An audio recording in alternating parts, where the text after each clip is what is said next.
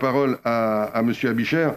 J'ai fait allusion tout à l'heure à l'organisation des élections. Voilà, l'organisation technique, pratique des élections est complexe. Et je laisse M. Abichère vous présenter ce dossier. Oui, bonsoir à tous. Je vais commencer par un rappel quand même bien important pour tous les membres de cette Assemblée. Nous serons tous mobilisés, parce que c'est obligatoire pour les conseils municipaux, dans les bulletins de vote, pour tenir les bureaux de vote les 10 et 24 avril. Ce sont 2 dimanches. Marquez-les sur vos agendas, de 8h à 19h pour les présidentielles. C'est jusqu'à 19h. Et pour les législatives, c'est le 12 et le 19 juin, de 8h à 18h. Donc ces 4 dimanches, nous serons ensemble pour tenir les bureaux de vote. D'autres informations un petit peu générales sur ces élections. C'est un peu une évidence, mais quand même, pour voter, il faut être de nationalité française et inscrit sur les listes électorales. Nous avons encore le temps de nous inscrire, pour les personnes qui ne sont pas inscrites sur les listes électorales, elles peuvent le faire jusqu'au 2 mars en ligne sur le site annemasse.fr ou jusqu'au 4 mars en mairie. Donc pour voter au présidentiel, il faut s'inscrire avant le 4 mars, que ce soit à Annemasse ou ailleurs, d'ailleurs pour les personnes qui ne sont pas inscrites et qui n'habiteraient pas à Annemasse. Deuxième chose importante et rappel avant de passer à la délibération, on sera tous mobilisés pour tenir les bureaux de vote, mais ça ne suffira pas puisqu'il faudrait, pour que ça fonctionne bien, il faut qu'on soit à peu près 4 par bureau de vote. Donc on fait un appel justement aux citoyens qui voudraient nous rejoindre. Donc si vous avez des amis ou des connaissances qui seraient d'accord de faire un peu un travail citoyen ces dimanches-ci, ce serait aimable qu'ils se présentent et qu'ils peuvent s'annoncer, par exemple par mail, à réglementation.générale sans accent @annemasse.fr. Voilà, c'était un petit appel, mais c'est important qu'on trouve des assesseurs. Alors justement, maintenant, arrivons-en à la délibération. Dans ces élections, vous savez qu'il y a, avant l'élection, la distribution des bulletins de vote et des circulaires des candidats.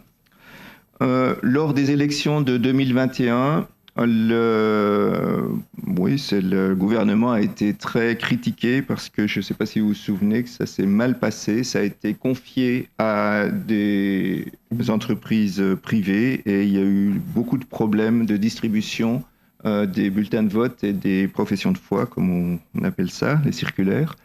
Donc cette année, le gouvernement a décidé de donner cette responsabilité à des municipalités ou des collectivités. Et en Haute-Savoie, donc c'est le préfet qui décide de confier ces travaux à différentes communes. Et en fait, ils choisissent la commune principale de chaque circonscription. Donc en Haute-Savoie, il y a 5 villes qui sont concernées par la distribution des bulletins de vote. Et pour la circonscription 4, la circonscription de Saint-Julien, la grande ville d'Annemasse est en charge de gérer ce travail pour toute la circonscription. Voilà, donc le choix des modalités d'organisation de la mise sous pli de ces documents incombe au préfet de département qui peut décider de confier ces travaux contre rémunération à des agents de l'État ou aux communes concernées. Ainsi, pour les élections présidentielles et législatives 2022, la préfecture a proposé de confier cette mission à la commune d'Annemasse pour tous les électeurs de la circonscription législative numéro 4, qui regroupe 5 cantons, 53 communes et environ 88 000 électeurs. Donc, il y aura 88 000 plis à faire, à envoyer x4, évidemment, puisqu'il y a premier tour, deuxième tour des présidentielles, premier tour, deuxième tour des législatives. Une convention cadre définit les conditions générales, les conditions matérielles et financières liées à ces opérations. Donc, vous l'avez en détail dans vos pièces jointes, mais très résumé, le travail qui sera à faire par la ville d'Annemasse, ce sera recevoir l'ensemble des documents, les trier et d'une part les envoyer à chaque électeur et d'autre part faire des tas aussi pour le jour des votes, pour que les communes viennent les chercher ou pour mettre les bulletins à disposition de toutes les communes, donc des 53 communes de la circonscription. Donc c'est ce gros travail qui est à faire, donc c'est un énorme travail. Il est précisé que pour la réalisation de ces tâches, la ville mettra à disposition à titre gracieux un local adapté, à savoir la salle Martin Luther King pour l'élection présidentielle, les 2 tours, et le gymnase du Belay pour les élections législatives, les 2 tours. Donc il y a un personnel important qui est nécessaire, donc ce qu'on appelle les plieurs, c'est les gens qui les mettront qui feront les enveloppes, et des encadrants. Il faut savoir qu'on a besoin de plus de 100 personnes, environ 105-110 personnes qu'il faut qu'on trouve parmi les agents de l'État. Donc ils seront soit des agents de la commune, mais bien sûr il n'y a pas assez de volontaires pour ça. On a demandé également aux agents d'Annemasse Agglo et aux agents de toutes les communes de l'agglomération d'Annemasse. Pour le moment, on n'a pas encore tout à fait assez de monde, on verra comment on fait par la suite. L'État allouera une dotation financière à la collectivité à l'issue des opérations électorales. Une convention financière sera établie à cet effet. C'est pour ça que dans vos documents, vous avez 3 conventions. Une convention qui est la convention cadre et 2 autres conventions qui ont le mot financière dans leur titre. La convention cadre est bien détaillée, elle est complète. Les conventions financières sont pas détaillées, il y a plein de trous parce que l'État n'a pas encore dit exactement combien il nous paiera. Mais on compte sur nos services pour se faire financer le plus possible pour compenser ces finances dont on a besoin pour l'organisation, en sachant, comme ça a été mis dans le budget, qu'on n'arrivera certainement pas à tout récupérer. Donc, il est proposé au conseil municipal d'autoriser monsieur le maire ou son représenté à signer avec l'État la convention pour l'organisation de la mise sous pli et du colisage de la propagande électorale à l'occasion des élections présidentielles et législatives en 2022 et à faire appel pour ces opérations à des agents titulaires ou non de la commune, voire appartenant à d'autres collectivités territoriales ou établissements publics. D'autoriser monsieur le maire ou son représentant à signer cette convention. Et puis, on annonce aussi de dire que d'autres conventions interviendront à l'issue des scrutins et d'autoriser monsieur le maire ou son représentant à les signer. Donc, ces deux types de conventions financières, il y aura d'une part la convention entre l'État et la ville, entre le préfet et la ville pour nous donner une somme globale qui correspondra au travail de la mise sous pli.